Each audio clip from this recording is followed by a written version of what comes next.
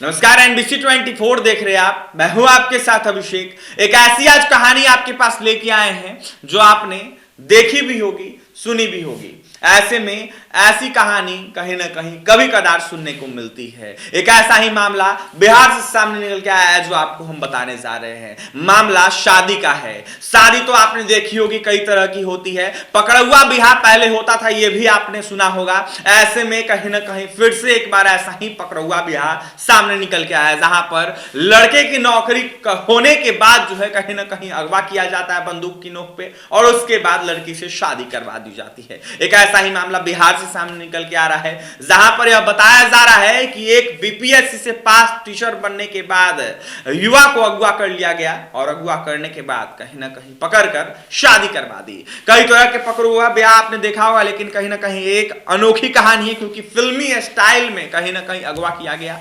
बंदूक की नोक पे लड़कों को अगवा कर कहीं ना कहीं स्कॉर्पियो में बैठाया गया, और उसके बाद शादी करवा दी गई। बिहार में एक बार फिर पकड़ुआ शादी कराए जाने का मामला प्रकाश में आया है। बताते चले आपको कि बीपीएससी की शिक्षक परीक्षा में पास होने के बाद कहीं ना कहीं शिक्षक बनने के बाद हाल ही में सरकारी शिक्षक बने एक युवक को कुछ लोगों ने अगवा कर लिया, और बंदूक के बल पर उसकी कहीं ना कहीं जबरन शादी करा दी। टीचर को स्कूल से ही अगवा कर लिया गया, और ऐसे में लोग कहीं ना कहीं हाथ पे हाथ धरे रह गए और कहीं ना कहीं देखते रह गए।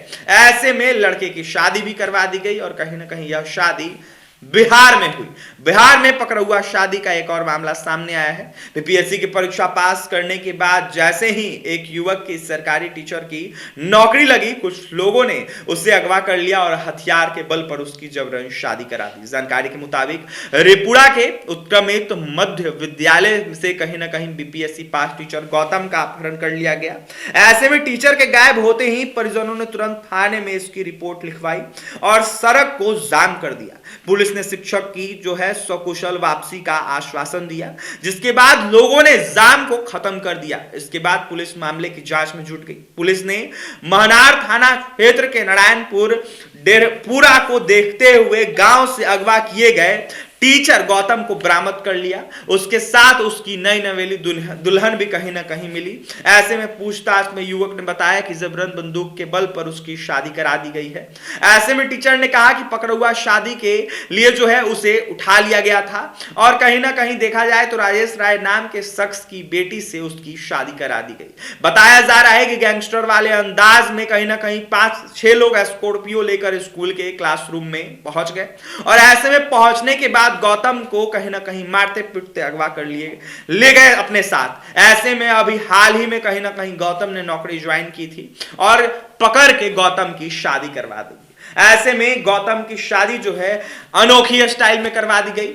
गैंगस्टर की तरह लोग आए और कहीं ना कहीं गौतम को अगवा कर लिए, और अगवा करके ले जाकर स्कॉर्पियो में मारते पिटते कहीं ना कहीं उसकी शादी करवा दी। हालांकि पकड़ुआ शादी को लेकर पुलिस की भूमिका पर भी सवाल उठने रहे हैं। ऐसे में लगातार सवाल यह उठ रहा है कि पुलिस क्या कर रही थी। लोग पूछ रहे हैं कि पुलिस को आरोपियों की खबर थी तो शादी क्यों नहीं रुकवाई गई।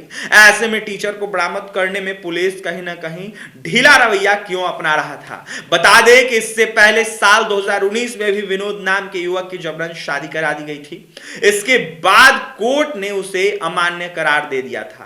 बता दें कि अभी हाल ही में पटना हाई कोर्ट में राज्य में कहीं ना कहीं पकड़ुआ विवाह के एक पुराने मामले में अहम फैसला सुनाया गया था। ऐसे में कोर्ट ने अपने फैसले में कहा था कि जबरदस्ती सिंदूर लगाना या दबाव में लगवाना हिंदू कहीं ना कहीं मैरिज एक्ट के तहत शादी नहीं है। ऐसे में यह बिल्कुल गलत है, और क्या कोर्ट इसको जो है कहीं ना कहीं मान्यता नहीं देगा, मान्य नहीं देगा।